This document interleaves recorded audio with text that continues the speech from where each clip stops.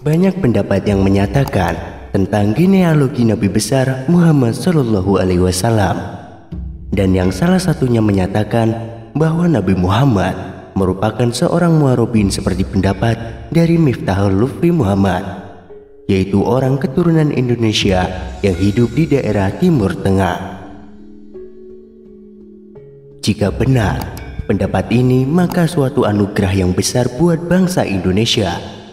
Bangsa yang saat ini sedang terpuruk dengan perilakunya yang sangat jauh akan hikmah dan kesopanan.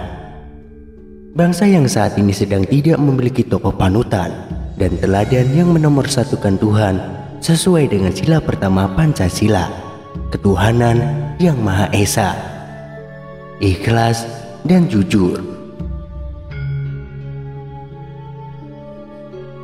Dengan adanya pendapat seperti ini, maka diharapkan adanya perubahan perilaku dan semangat kembali mempelajari suri tauladan manusia agung tersebut, berupa hadis dan sejarahnya yang selama ini banyak ditinggalkan masyarakat Indonesia. Seperti kata budayawan M.H. Ainun Najib yang menyoroti dan menyimak tentang Nabi Muhammad Shallallahu Alaihi Wasallam, Nabi Muhammad layak diduga sebagai seorang Arab Jawa, bukan Arab Tulen. Nabi Muhammad menolak digambar wajahnya demi menghindari kontroversi pada masa setelah ia wafat. Kontroversi itu terutama mengenai ciri fisik Muhammad yang layak diduga tidak persis Arab Tulen. Cara berjalan Nabi Muhammad tidak menunjukkan ciri gestur Arab Tulen yang mendongak kepala dan jumawa. Cara berjalan Muhammad Shallallahu Alaihi Wasallam ialah melangkah santun dan seperti menuruni ketinggian bukit, tawadlu.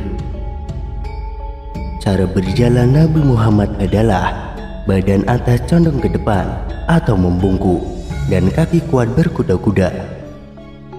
Tutur kata Muhammad Shallallahu Alaihi Wasallam lemah lembut. Mana ada orang Arab Tulen yang begitu, terutama pada masa itu. Tutur kata lemah lembut ini khas Jawa, berbeda jauh dari style Arab yang suka berbicara kasar dan meledak-ledak. Gestur dan tutur kata Muhammad ini menjadi magnet, sehingga kehadirannya menyedot perhatian Arab-Arab Tulen. Muhammad Shallallahu Alaihi Wasallam suka bertapa atau khalwat. Bangsa Arab Tulen tidak punya tradisi ini. Bertapa itu khas dari Jawa. Jika membicarakan tentang garis keturunan Nabi Muhammad Shallallahu Alaihi Wasallam, maka tidak akan jauh perbincangannya dengan Siti Hajar dan Nabi Ismail alaihissalam. Dan perlu diketahui pula bahwa nama Ismail merupakan bahasa Ibrani atau Yahudi, bukan asli bahasa Arab yang artinya hamba Tuhan. Siti Hajar sebelum dinikahi oleh Nabi Ibrahim alaihissalam adalah budak yang utama dari Fir'aun Khufu, raja Mesir kuno yang mengangkat dirinya sebagai Tuhan dan mengaku sebagai keturunan Ra dan Osiris, dewa matahari dan bulan, bangsa Mesir kuno. Fir'aun menganggap dirinya pantas menjadi Tuhan karena selama hidupnya dia tidak pernah sakit secara kasat mata semacam pilek dan batuk dan sebagainya. Fir'aun juga berumur panjang, konon sampai 600 tahun, mempunyai kekuasaannya absolut dan mutlak. Pada waktu pemerintahannya, guna mendukung jalannya pemerintahan serta bangunan monumental, maka Fir'aun memerlukan para penambang emas yang saat itu hanya manusia-manusia dari Suwarnadwipa atau Pulau Emas, atau yang lebih dikenal dengan Pulau Sumatera saat ini, yang memiliki kemampuan dalam menggali dan menambang emas.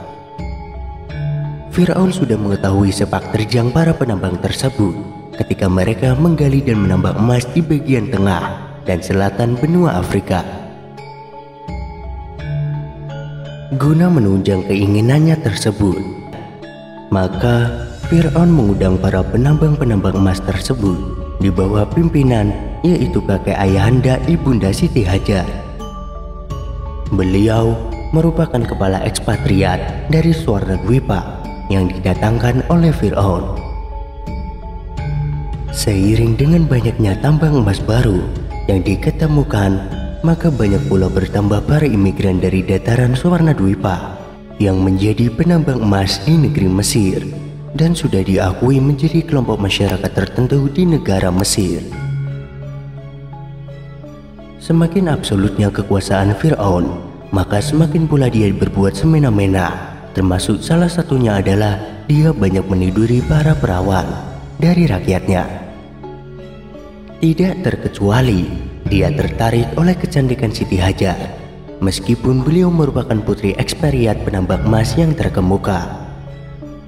Munculnya penyakit Raja Singa ini pertama kali yang mengidapnya adalah Fir'aun karena hobinya yang menyimpang.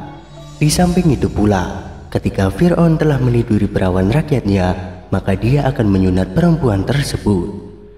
Selain itu, penyakit darah tinggi dan diabetes juga mengidap si raja tersebut dikarenakan memakan makanan yang lezat-lezat.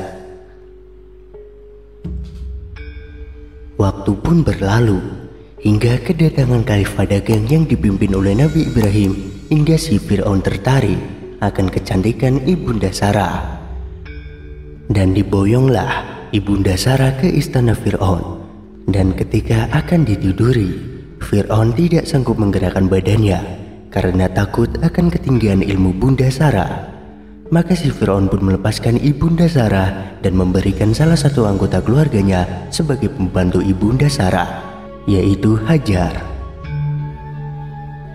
Dan Hajar pun ikut rombongan dari Nabi Ibrahim yang kelak dinikahinya dan kemudian ditempatkan di Makkah, serta mempunyai anak yang bernama Ismail dan mempunyai keturunan sebagai Nabi penutup, yaitu Nabi Muhammad SAW.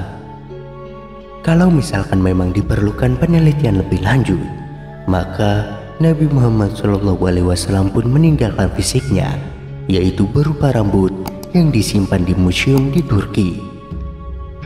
Dari rambut itulah maka akan banyak diketahui tentang gen, DNA, dan golongan darah yang nantinya dapat mengerucut pada genealogi Nabi Muhammad SAW.